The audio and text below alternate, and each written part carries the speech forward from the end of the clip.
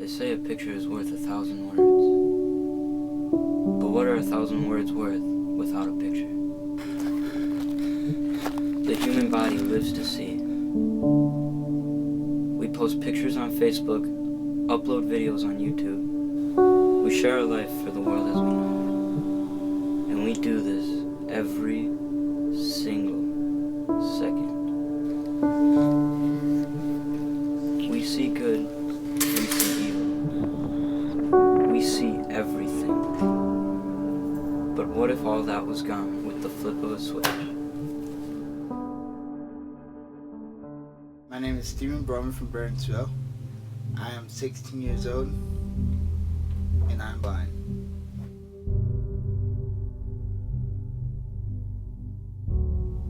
What it's like to be blind? Well, it's a little complicated, but it's a little fun. I mean, a lot of people think it's enhanced senses and other stuff like that, which it is, but it's like you have to learn how to read and write, and which it takes a long time. And it's pretty unique because, like, you have other senses, like your smell. Like, when I get off the bus at Burnsville High School, I know that there's restaurants that's, like, right down the street because I could smell the burgers and french fries. And then, also, there's your touch. Like, you can, when you touch something, it's more than just solid to you. Like, it actually has meaning. Like, you can, when you touch a wall, you feel the grooves on it. And, like, around school, when I walk close on my right side, like, I know that for classrooms on my left, like, take English for example, there's 4 pillars to get before I turn left to get to English. So I walk to the right until I get to that 4th pillar, then I cross the hallway to the left. So they're like more like indicators to me. And when I read Braille, it's how you get your sense of touch very good. Like, I was really bad at Braille when I was in kindergarten, and it's really something that blind people have to get good at. And yeah, it's just, being blind is just different from seeing, but it's more like seeing with your other senses in your eyes. This is an example of some of the Braille material Stephen uses. This is his history book, which is actually 62 volumes of Braille. So as you can see, Braille takes up a lot of space, and a lot of times the teachers just don't have that room available in their classrooms. Okay. Alright, ready, Stephen? Yep. Set, go. Done. Boom. Oh my gosh, you beat me. No way. Well, wait, what did you write? I wrote Scott. Now I wrote his name. Okay. How about we race? Step on. 1, 2, 3. Done. God, you got me. I got O. I got O. I almost beat you. Wow. I'm Stefan Bruman. Nick Kirsten. My name is Sherry Godfrey. Kim Olson. Hey, I'm Troy. My name is Sammy Barker. My name is Max. Hi, my name is Elizabeth Key. I'm Stephen's mom. So I've known Stephen for 4 years. I met him in 7th grade. I've known Steven since 5th grade. I have known Stephen since this fall. I've known Stephen for about a year. I met Steven at Young Life Camp this fall. I'm Steve's twin brother. And I have known Stephen Browman for 6 years now. First met Steven when he came to Sioux Trail in 5th grade. Pretty much instantly became friends. Been good friends ever since. My first reaction when I met Steven was I was just so inspired. He was so brave and he had so much joy, and it was just really good to see that and made me so happy. The first time I met Stephen was in the hallway about a year ago. The first time I met Stephen, I thought that he was a very polite young man, and that he was very tall. The most amazing thing I've seen Steven do is when we were at Castaway, a Young Life camp, they have this huge, like 30-foot tall swing, and it winches you up, and it's a 2-person swing, and someone pulls the cord, and it just drops you, and it sends you like 30 feet over a lake. And Steven hopped up and tried it, and he just loved it, and it was so cool to see that. There's a lot of things to do, like getting around schools and get around the house pretty easily. I mean, that's kind of hard, but he gets it down with that. I once saw Steven take out his phone and text his brother, which I thought was really cool, because he had memorized his whole keyboard without ever seeing it. The most amazing thing I've seen him do is ride a bike. I've heard that Steven is on the track team or runs track, and that just absolutely amazes me. Run track. I saw him on the track field. Couldn't believe it. He ran hurdles. He does everything anybody else can do. The most amazing thing that I've ever seen Steven do is I had the opportunity to go skiing with him at Buck Hill, and he was able, by the end of the day, to do some skiing on his own. And Steven has this incredible memory. It's inspirational to everyone else. Because he doesn't seem different from any other kid at school, and he's extremely inspiring. He's inspired many people. When we were up at Castaway, he told his story, and we were all just in awe. It was amazing. The biggest struggle I had to overcome when I was blind is how much people didn't understand. It's just because like some people don't understand, like it's just because I can't see, I will run to everything, and then I need help around places and stuff.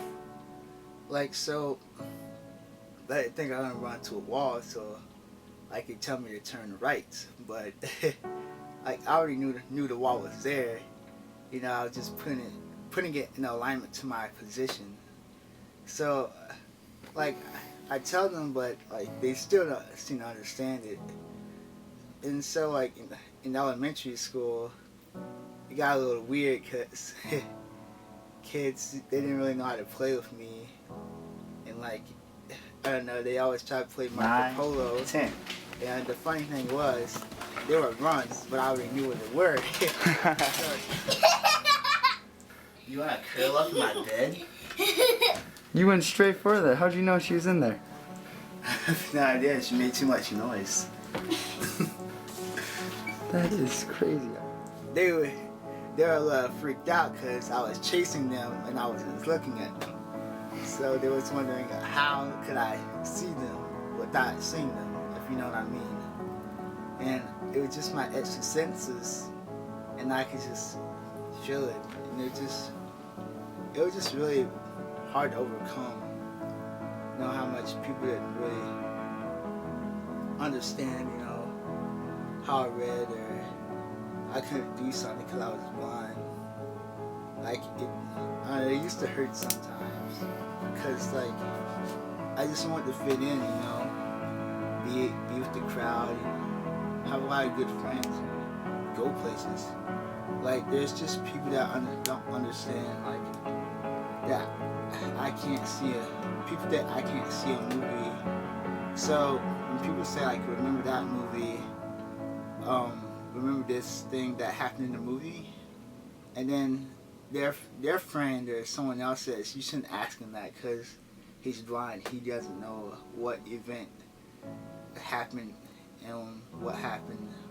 He just listened to it. But there's with our ears, there's more that we get out of a movie than you would think. We just need just a little description of the movie, but we don't need a lot because we understand a lot of it just from listening to the movie, and that's why we laugh when you guys laugh. We don't laugh for no reason why you guys laugh or something. And if you guys do laugh and I don't laugh, it's because I don't know what's going on, but and that's when I ask them hey, what's going on? Yeah. I need to laugh too.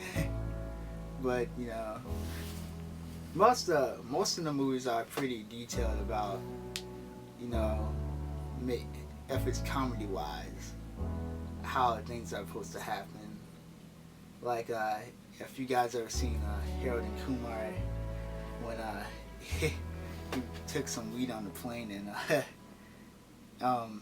there was like they thought he was a terrorist because he was doing something on the plane and it looked like a bomb or something like that. So it was pretty funny, and well, yeah, that was the biggest thing I really have to overcome, and it's still something I have overcame today, but there's still people out there that doesn't understand.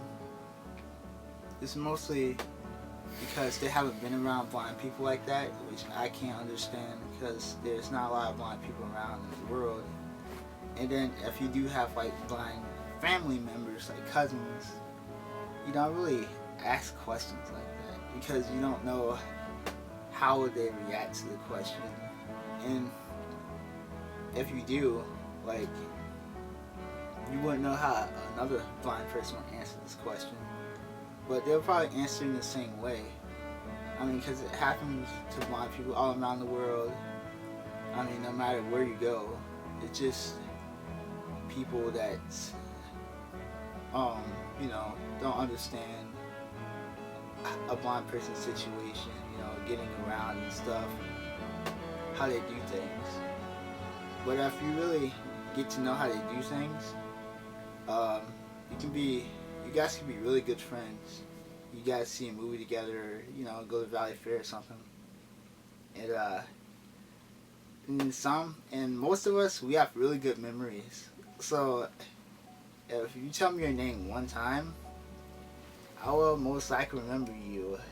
And if we talk for a long time, you could just say like, "Hey Steven," and I'll say your name. It's automatically. I don't even have to think about it. Yeah, so you guys should really get out there if you know like a blind person, and you know, see what they go through and just become their friend, and like, yeah, you really change your viewpoint on things and pretty much the world.